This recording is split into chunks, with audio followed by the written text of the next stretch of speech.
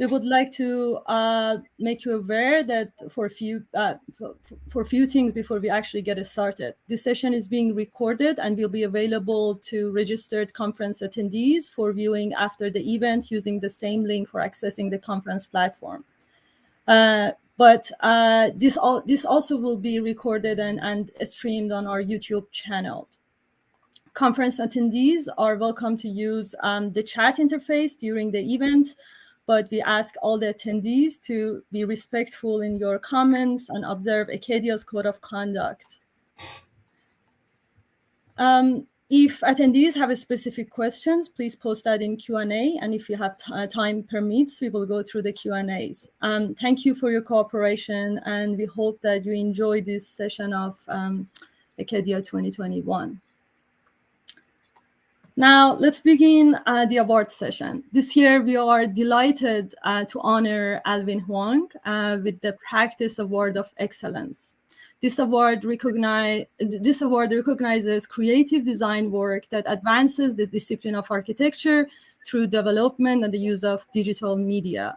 Previous award winners include Akim Menges, Gramazio and Kohler, Philip Beasley, Cecil Balmont, Roland Snooks, and Nervous System. I have a great honor to introduce Alvin, besides the fact that he was one of my very, very first instructor when I moved to US, with a huge respect. Alvin Huang, AIA NOMA, is a Los Angeles-based architect with a global profile. He's an award-winning architect, designer, and educator who explores the intersections between technology and culture to produce innovative design work that challenges convention and expresses universal values. He is a vocal advocate for justice, equality, diversity, and inclusion in design culture. His work spans all scales, ranging from high-rise towers and mixed-use developments to temporary pavilions and bespoke furnishings. He is founder and principal of Synthesis Design and Architecture, and an associate professor at the University of Southern California, where he is also the director of graduate and postgraduate architecture. Prior to establishing SDA, he gained significant experience working in offices of Zaha Hadid Architects, Future Systems, ALA, and AECOM. He received an M.Arch from Graduate Design Research Laboratory at AA in London and B.Arch from USC in Los Angeles. Today, we will have a 15 minutes presentation from Alvin, followed by 20 to 25 minutes interview with Corey Beek and Q&A as time permits. A few words about Corey. Corey Beek is a registered architect and founding principal of OTA Plus, an architecture design and research office based in Austin, Texas, that specializes in application of digital technologies. Beek received his Master of Architecture from Columbia University in New York City and his Bachelor of Arts and Architecture from Washington University in San Luis. Beek is an associate professor and the program director for architecture at the University of Texas at Austin School of Architecture. He has previously taught at the University of California, Berkeley, and California College of Art. He is co-director of TexFab and chair of TXA, Emerging Design and Technology Conference. Corey was also site chair for 2019 ACADIA Conference, Ubiquity and Autonomy, and served on board of directors from 2015 to 2017 and 2019 to 2021. Typically, I would now hand in Alvin the award, which was mailed to him by the committee. If you could please give Alvin a round of digital applause, please do. I would now pass it to Alvin for his presentation, which will be followed by Q&A with Corey. Alvin, the stage to you. And big congratulations. Thanks so much, Banaz. I'm going to go ahead and share my screen here.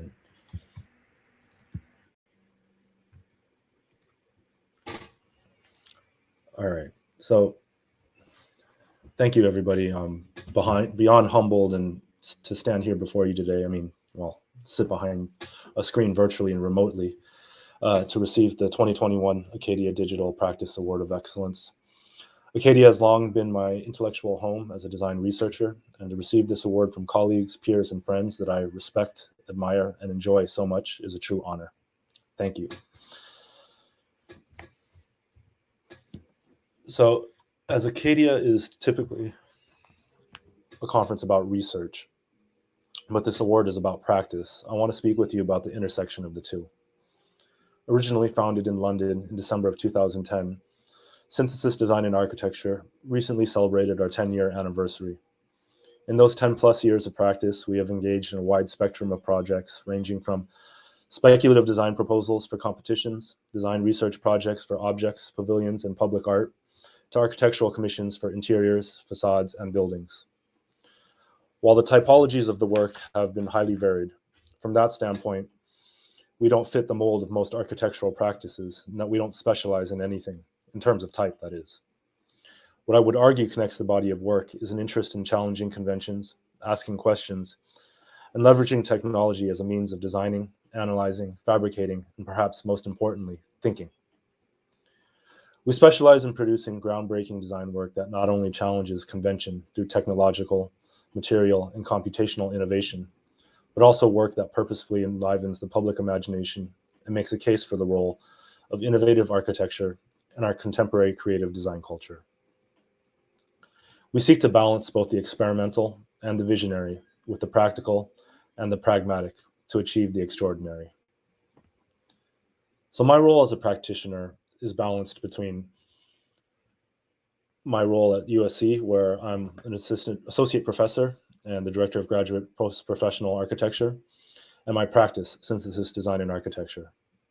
My practice, my research, and my teaching intersect as I see my practice as a form of applied research and my teaching as a form of directed research, where I work with students on incorporating many of the same issues I'm dealing with in my office into their academic projects, not just as computational responses, but rather as design responses to vital issues in the built environment that are informed by computational process.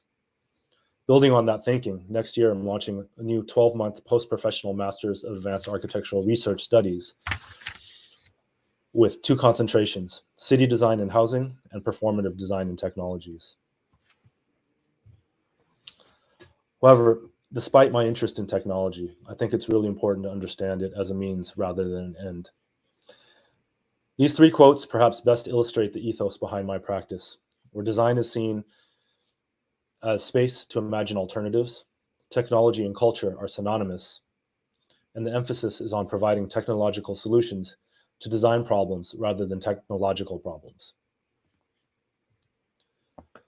As one of my mentors, Hanif Kara of AKT and GSD, posits, the role of the architect is to come up with better problems to solve, or as I would say, the role of great design is to come up with better questions to ask.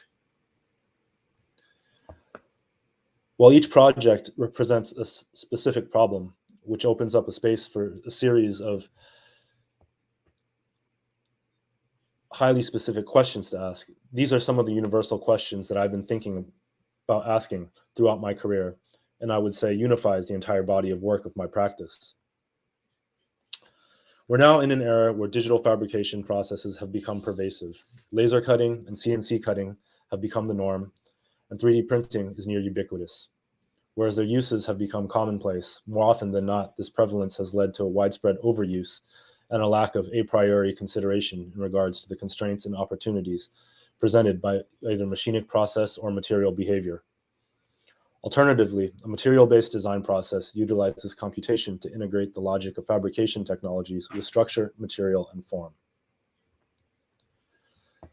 This reversal of both fabrication and material as design catalysts is evident in the Durotaxis chair, a half-scale prototype of the fully 3D printed multi-material rocking chair, the 3D printed burbuja lamp, designing a 3D print as opposed to 3D printing a design. Sorry, I'm having some technical difficulties here with this. Designing a 3D print as opposed to 3D printing a design was the fundamental challenge proposed in both these projects. Our goal was to produce structures which could not be manufactured by any other process.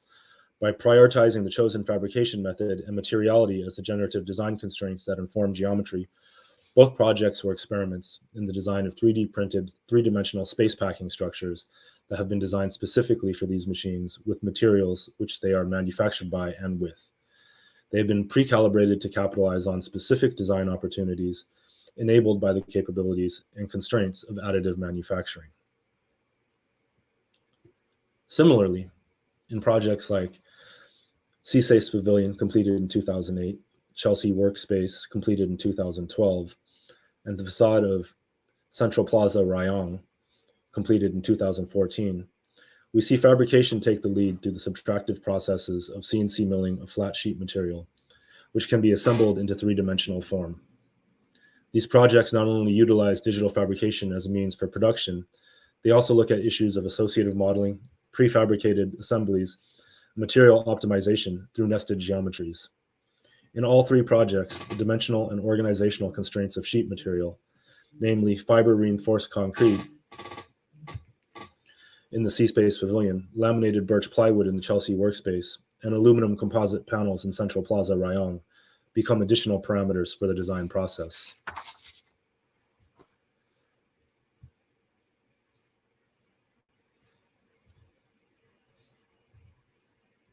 Another interest is what I like to call performative patterning. Patterns have always been a part of the reading of architectural surfaces and the articulation of architectural form.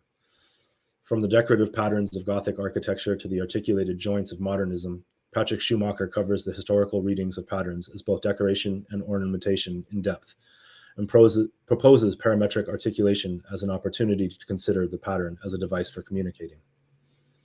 We also explore the opportunity to consider the pattern as a communicative architectural device, but one which it leverages the potentials of associative geometry to generate variable fields that can serve the dual purposes of producing visual engagement and registering latent information.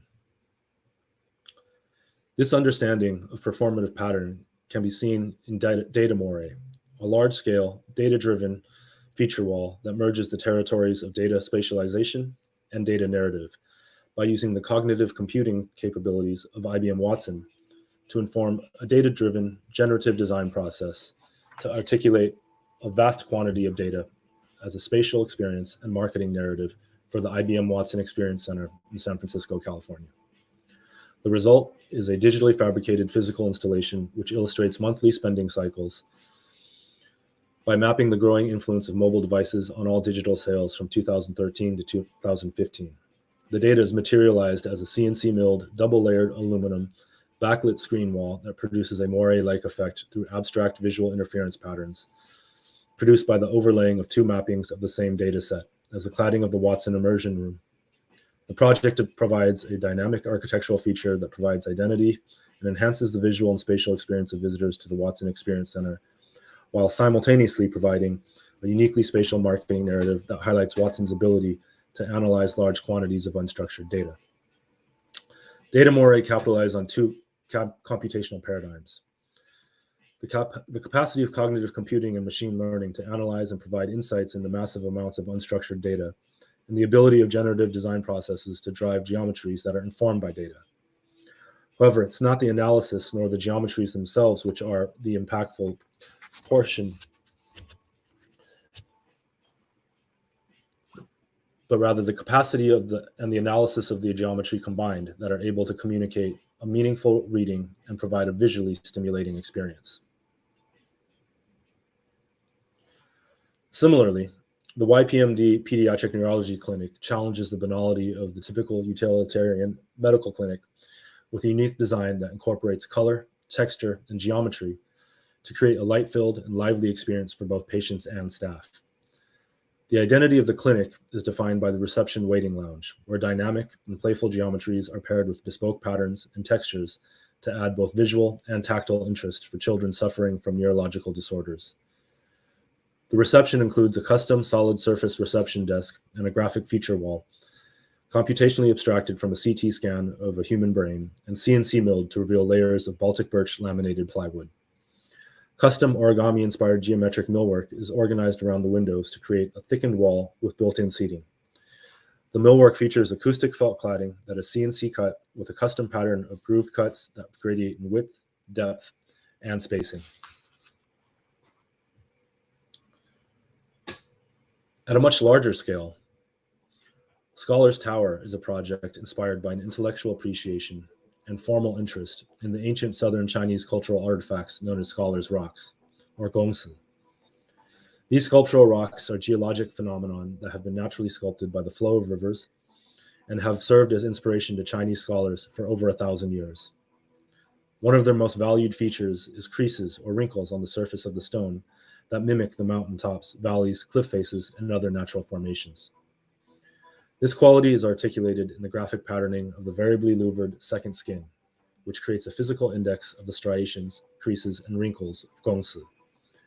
This pattern varies in density, distribution, and depth, producing a visually dynamic and environmentally performative solar shading screen. The orientation of the louvers varies from horizontal at the north and south elevations to protect from overhead midday sun to diagonal at the east and west elevations to protect from morning and afternoon sun, reducing solar heat gain by 75%.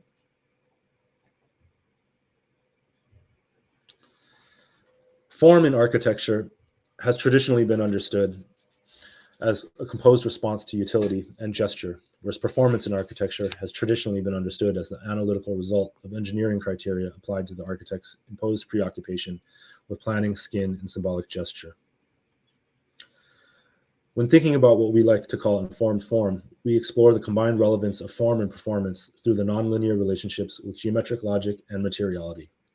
With recent advances in computational design, we can re-examine the relevance of architectural form as a product of discovery by exploring the reciprocity between form, force, matter, and craft.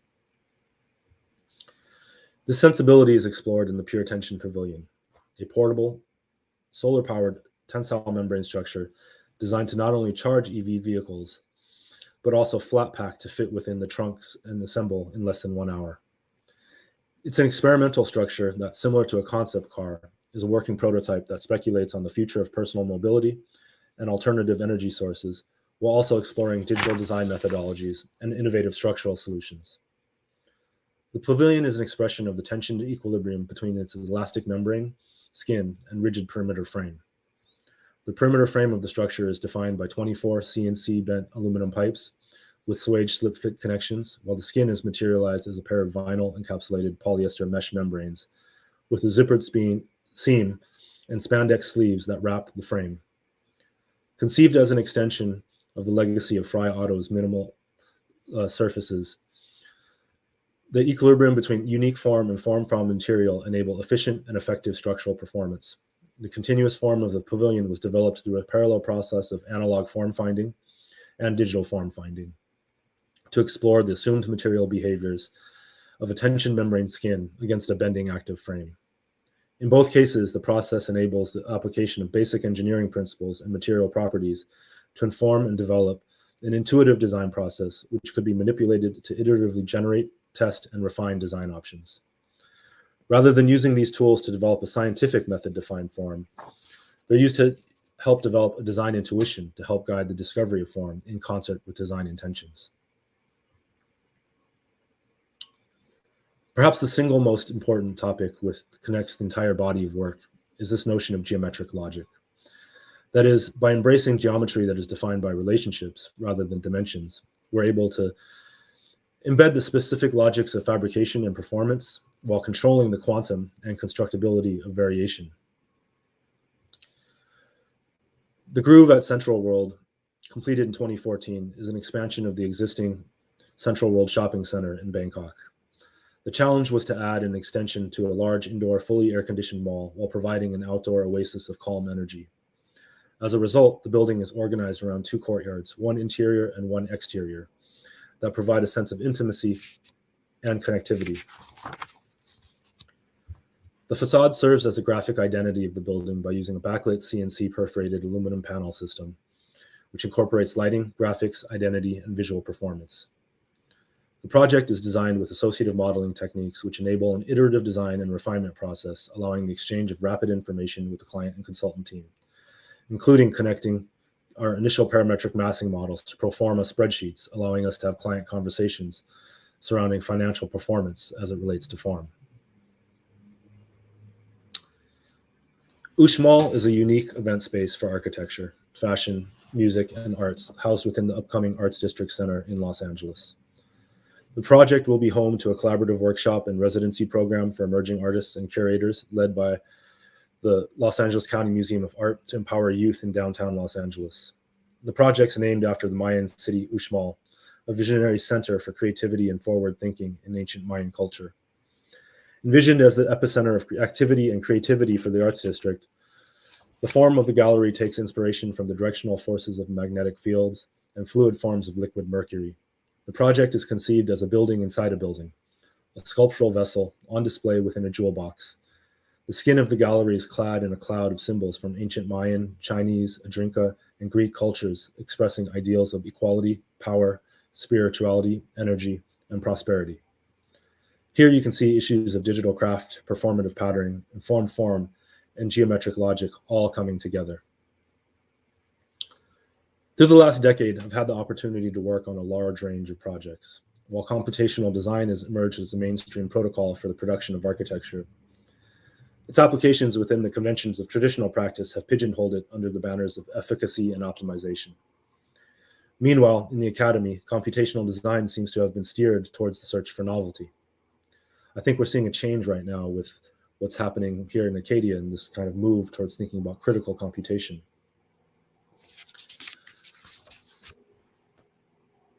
I think this is a really pivotal time for us, and I think it's a great opportunity to rethink what we've been doing as designers working with computation and the opportunities that it leverages for us. But before I finish, I just want to make sure I take the time to thank all of the many talented contributors and colleagues and friends that I've had that have helped me here at Synthesis, including Banaz and other ACADIA attendees that might be here. From the bottom of my heart, I just want to say thank you to the ACADIA community and thank you to everyone that helped make this possible. Thank you.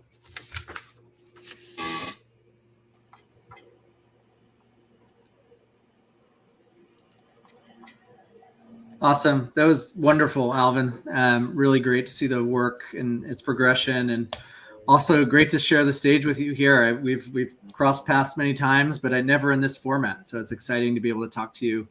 It was a great presentation, and I've been an admirer of your work for many years, and it's really an honor to talk about it.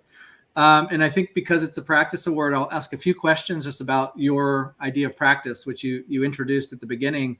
And I think is really interesting and different from, I think, the way a lot of other practices operate. And I think what's truly remarkable about your practice is the range of scale, from projects under 5 square meters, like the Pure Tension Pavilion, to projects that are over 12,000 square meters, like the Grove and Central World. And projects also cover a vast range of programs, like lamps, to art installations, to interior commercial projects, to cultural art centers, to hotels, pretty much everything. And finally, they also range in location. So you have projects in the United States, but you also have projects in Europe and Asia and all over the world.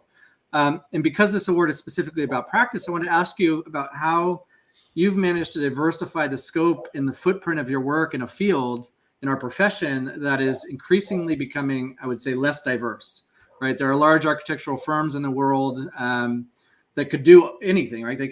They're fully capable of designing a variety of projects, but the market and the way we have become as architects in general is more a rejection of variety in favor of a specialization. So for example, there are hotel designers specifically, or there are hospital designers exclusively. That's all they do. And I think in some ways we've been sold this lie that there are programs that require so much experience or so much specific knowledge that if you don't dedicate your firm to designing that one type of building, then you might as well not even try. And in a lot of ways, RFPs have often reinforced that ethos, right? You need to demonstrate that that is the category or the program that you work within.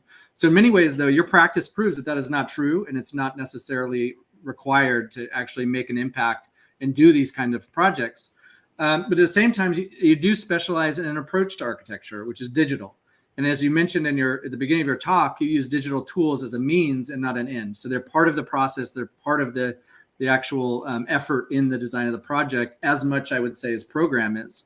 And I wonder if some ways that might be a key to overcoming these strict lines of practice that are forming in the larger firms.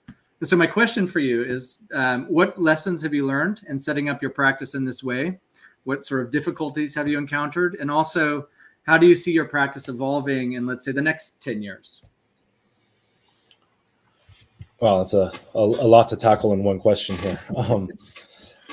I think one of the things that, I've spent a lot of time thinking about all of those things, in part just because we hit that 10-year mark, but in part just because, I'm trying to figure out how to get to the next level with the practice. And I feel like it's sort of reached a plateau in some senses. And I'm trying to figure out how to move beyond that. I think one of the reflections that Neil Denari shared with me, actually, him and I were on a jury for something, and we were having this conversation at the dinner, and I was complaining about trying how to find work, for my practice. And he said he asked me how old I was, and I told him how old I was, and he said, your mid-40s, which is where I'm at right now, is the most difficult time of your architectural career. And I asked him why, and he said, because all the installations, pavilions, and micro projects that got you all this cachet and probably got you tenure and probably got you whatever, all these design awards, got you your name to a certain level, but that cachet doesn't translate to the next group of clients that you're trying to impress. Meaning the developers really don't care about the pavilions and the installations and the novelty and the things that are unique. They care, as you've mentioned, about the bottom line and the experience. And I think one of the things that I've spent some time thinking about and trying to process is trying to connect the dots between all of the work that I've been doing, not in the sense of the disciplinary side of things, where the disciplinary ways of talking I can kind of share, and I've just shared in terms of the use of technology and data and parametric modeling and things of that nature.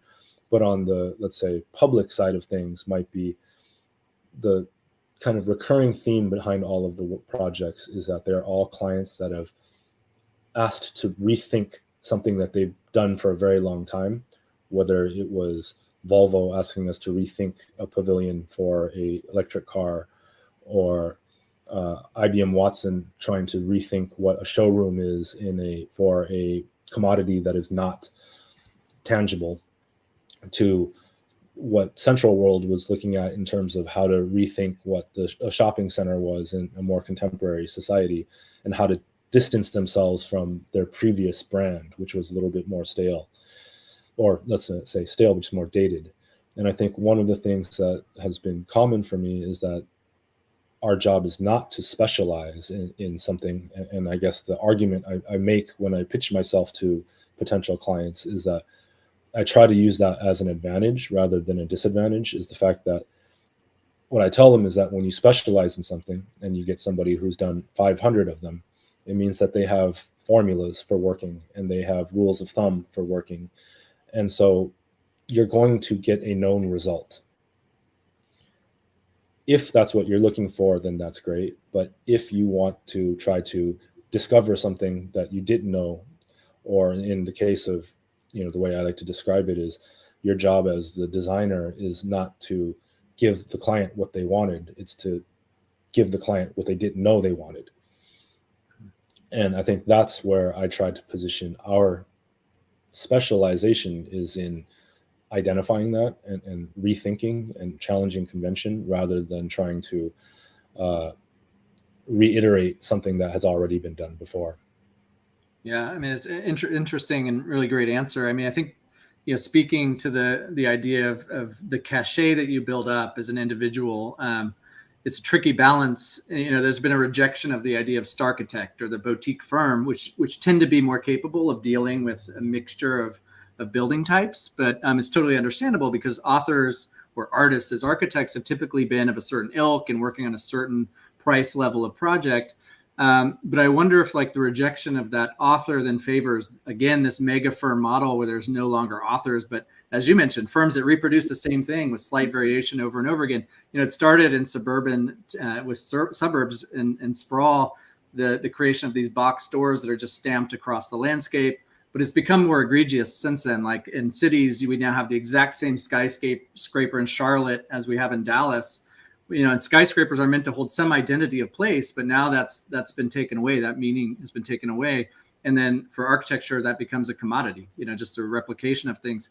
And additionally, there's no innovation happening in these firms. Like these are the largest firms, but there's little or no interest in developing new tools or technologies or even ideas like you're doing.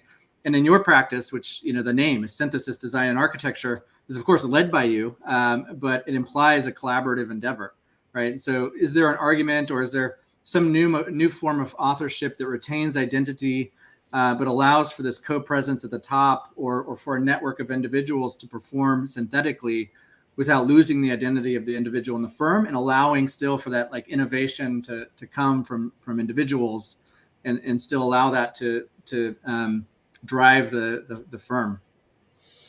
I mean, I have to say, so the name of the practice was something I spent a lot of time. I chewed on it for a very long time before I came to Synthesis. And I think, with obvious reference, it was very much inspired by Tom Main and Morphosis, and let's say the ability of a single word to kind of represent an agenda. Mm-hmm. But I think it was also something that was quite personal to me, in the sense of I had just left. In sequence, I was at Zaha Hadid Architects, Future Systems, and then when Future Systems dissolved, I became a director at ALA, Amanda Levitt Architects. And so I would say that sequence of being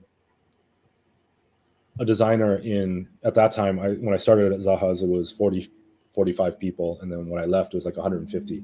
So this kind of emerging Starchitect firm, and then going over to Future Systems, which was 45 people, and then became Amanda Levitt Architects, and we moved up to like 60 people. There was something for me personally that I found, which was that shift from going from Zaha Hadid Architects to Future Systems, and then back to Amanda Levitt Architects, and that I would say working for somebody and working under their name, and then going to work for somebody but working under the name of a collective, and then going to back within that same collective back to working for somebody under their name, made me realize that I had become a director at Amanda Levitt Architects, but I had felt more agency when I was not a director, but the firm was called Future Systems. Because it didn't feel like I would show up to meetings and it felt like I owned the projects, whether or not I did, or, but that I had ownership and I had agency. And for me, that was really important to share with the people that were going to work with me and for me, is that I did not want them to feel like they were working under my name, that they were part of something bigger, and that they could, I've always felt that the best teams that I've been involved with were when everybody felt ownership to the project and they weren't just doing the drawings. Yeah, I mean, I think it's amazing, and it's something, you didn't mention it in your talk, but I want to bring it up because it's so important, I think, to the way things have changed since we've entered this pandemic, which is that almost 2 years ago, you and a handful of designers immediately responded to the PPE shortage by not only 3D printing masks, but also communicating the need for people to do more. So in many ways, your message, and you talk about how your architecture communicates, which we can talk about a little bit later, but your message was in many ways even more impactful than what you were making physically, right? Your ability to connect and build a network of like-minded designers to tackle a sticky problem, a global problem that only the many can tackle, like not an individual can tackle. I wonder if you've given any thought to how this approach to a large-scale problem through a networked or collective design approach between teams that are often competing for work for the same project might be applied to help solve other problems. Like specifically right now, we're dealing with supply chain issues, labor shortages. Is there a collective design solution as a practice that might help solve these problems as well? Yeah, I mean, I think it is, let's say, an ideal that I believe in, but I don't know if it's possible. I think Yeah, like first of all, I have to say, you know, I owe a debt of gratitude to Jenny Sabin and Mitch McEwen and all the people on the East Coast that kind of started the whole Operation PPE movement, and that I was simply somebody who helped roll the ball over on this side of the pond.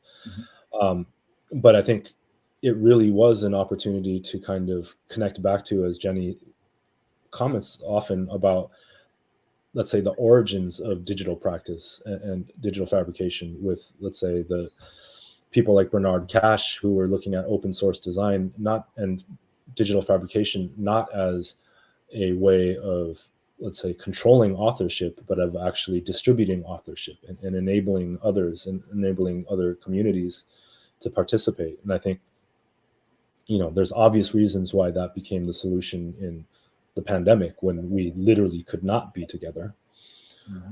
And we, you know, developed, you know, in that amount of time, like let's say within the last 2 years, the fact that we're doing this conference here remotely, but not just remotely, with like extreme sophistication.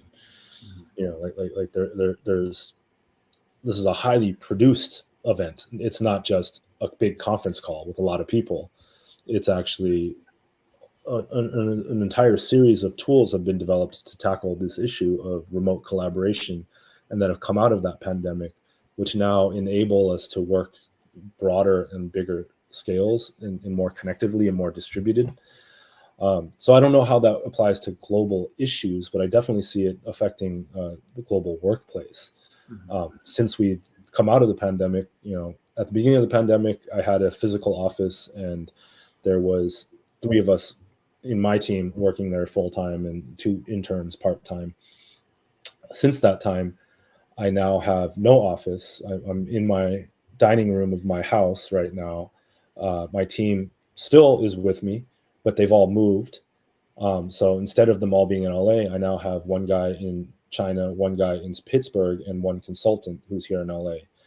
And we're kind of working around the clock in a way where we've got a 24-hour office, you know, because I meet with the guy, and we meet at the end of my day. We Zoom, we discuss what the guy in China is going to work on. I wake up the next morning and I get those things. I hand them on to the guy in Pittsburgh, and it cycles. And so it's I think a unique opportunity for us to think about how that can affect, let's say, different voices. And I think that's maybe the biggest opportunity with digital tools right now, is actually less in the hard production of design, but more in the collaborative production of working with one another. Yeah, I mean, it's really interesting. We're in similar roles at our 2 universities, and I think the constant discussion is about how do we move forward in this new normal. Like, nobody wants to go back to just all in person, although we all do want to be in person. But at the same time, like these new tools, like the interface we're doing here, really offer totally new formats of dialogue and conversation. It opens the door globally to people being part of that conversation, and otherwise through flying and money is really restrictive. And it's really interesting to hear how your firm has adapted and grown. Even though it's shrunk physically, it's grown digitally. And I wonder, I mean, that's pretty amazing. And I wonder if other firms are doing that. So, you know, big firms, of course, like, you know, I don't know which ones, but there are firms that are, you know, in the middle of constructing their mega offices that have shut down construction and now have empty buildings because they don't need them anymore. And they're finding that it's more valuable to work apart, and actually they can spread their footprint that way. Super interesting. I wonder. Yeah, go ahead. Oh, I was going to say that's actually going to be a super interesting issue, which is what happens to the workplace or the workspace, like of the future, right? Is it something that we already know, which I don't think it is. It's something that we've yet to discover. Yeah. I want to open the floor. If there are any questions, feel free to post them in the Q&A or the chat, and I'll read those out. But maybe we can talk a little bit about, a little more about the academic practice relationship that you talked about at the beginning. As you know, academia is really changing. It's undergoing major upheavals, and really coming from the side of the students, where they're questioning, does the studio model still function as it should, or is there a better model for curriculum, for the way that we have discussions about work, the way that we review work?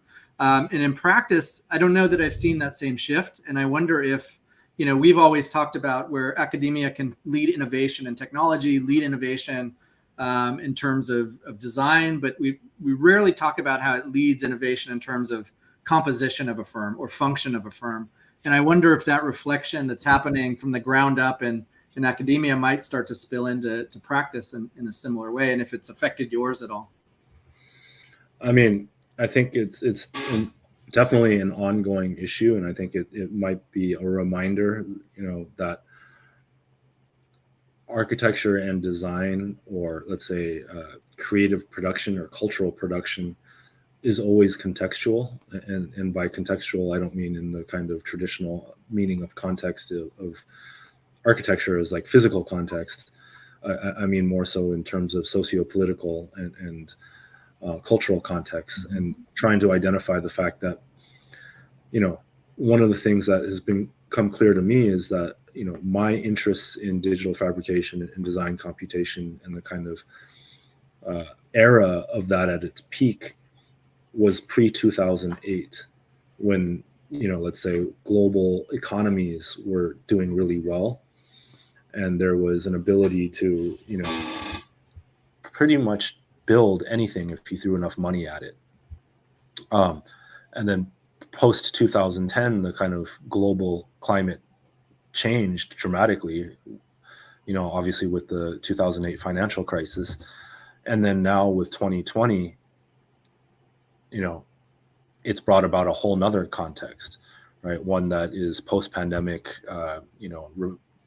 environmental crises, systemic racism, all sorts of issues are that were always there. Well, maybe the pandemic wasn't always there, but let's say the issues that the pandemic is highlighting were always there. But now, I think because of that discomfort and that kind of coming out of that era, we're in a moment where everybody is being given the privilege to rethink. And much like I said previously about, my practice and rethinking these design projects, now the whole world has a chance to rethink. I mean, I think it's why we're going through, I don't know, I'm sure you guys are experiencing this at University of Texas, but at USC, we've got, I think, 1,600 vacancies in the university right now, where we're looking for people to fill slots all over the place. A lot of them staff, faculty, everywhere. But it's because I think there's a term that Forbes magazine just came out with calling this moment the Great Resignation instead of the Great Depression. And the Great Resignation is about the people in society right now rethinking their lives and their priorities because of the pandemic and because of all these other issues, and saying, is this what I want to do? Or is this the way I want to do it? Or, do I want to spend more time with my family? Do I want to spend more time with my kids? Whatever it is, and making changes. And I think that's what's happening in schools. Students are looking at the model of what was there before and saying, is that what I want to perpetuate? And similarly, some faculty are, and others are not. And I think there was a talk I did on a podcast called Troxel, TRXL, with the guy named Evan Troxel. We had a great talk, and I didn't realize, but because during that talk I talked about this issue, and he ended up naming the podcast episode after this, and he called it radical obsolescence.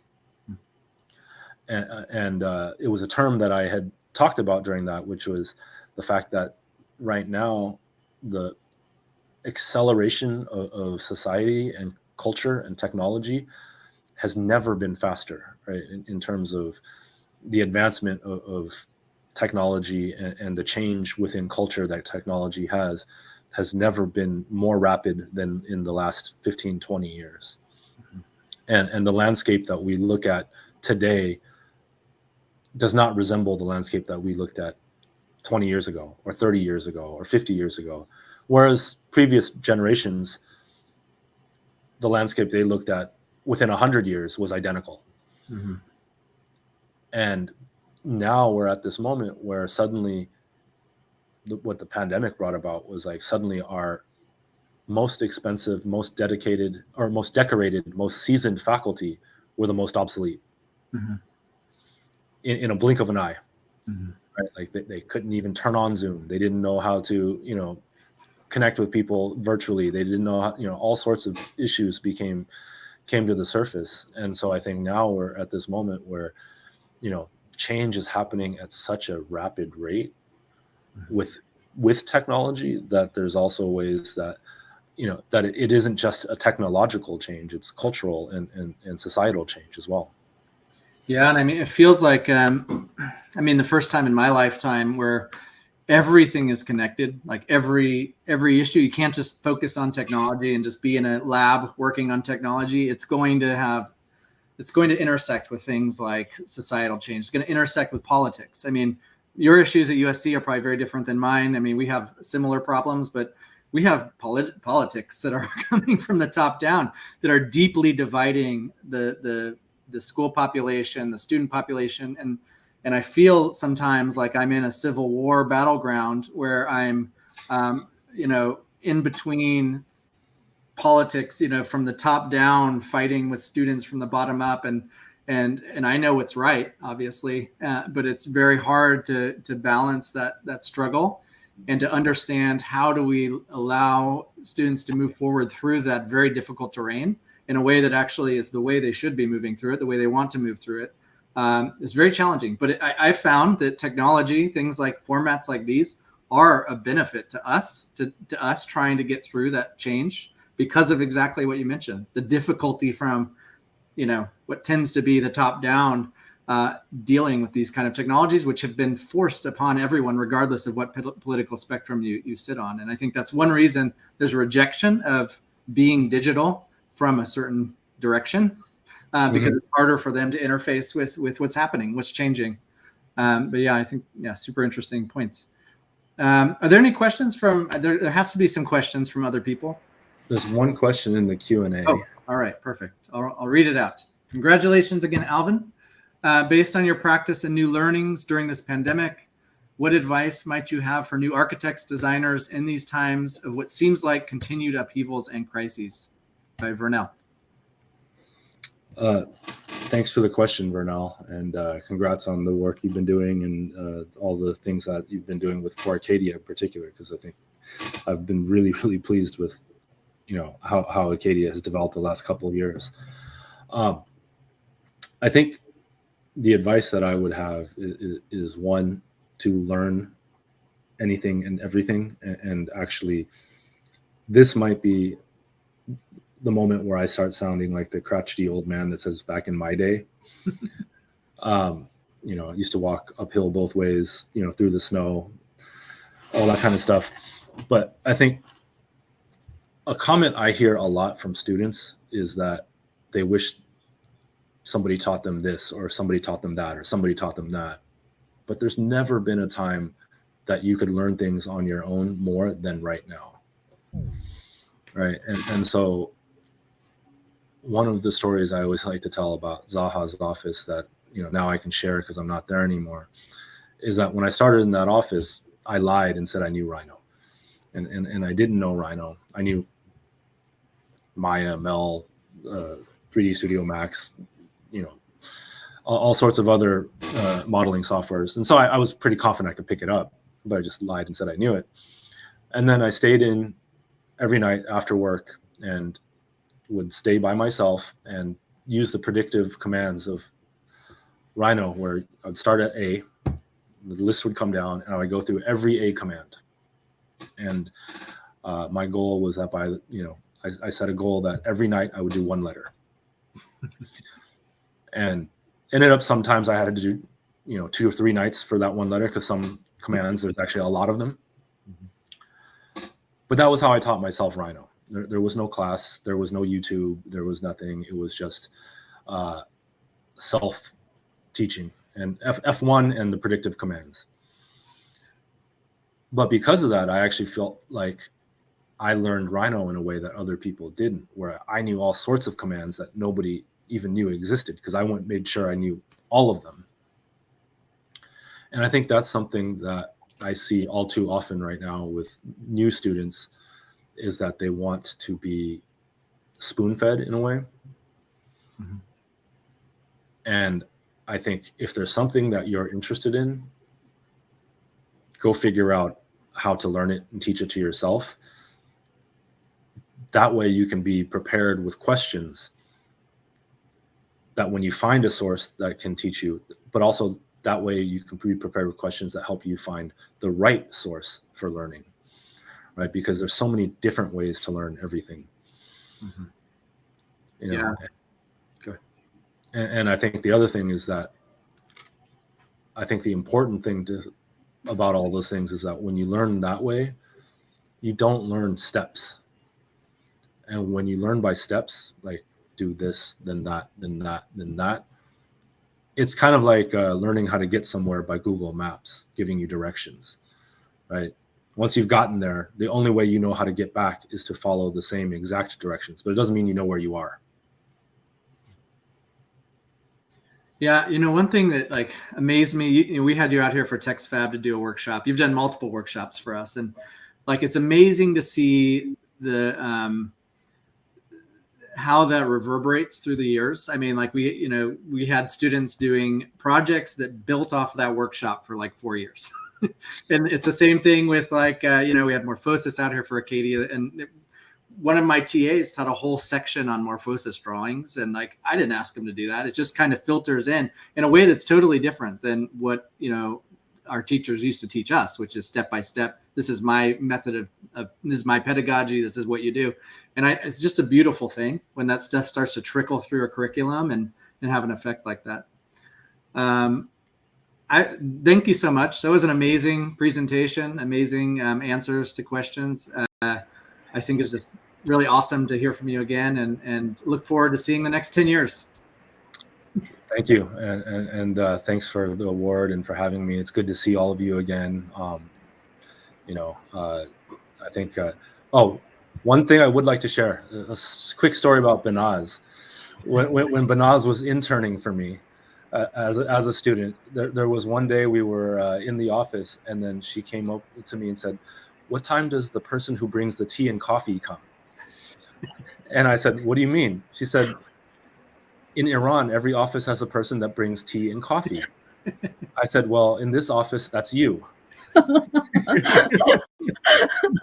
Thank you, Alvin, for embarrassing me.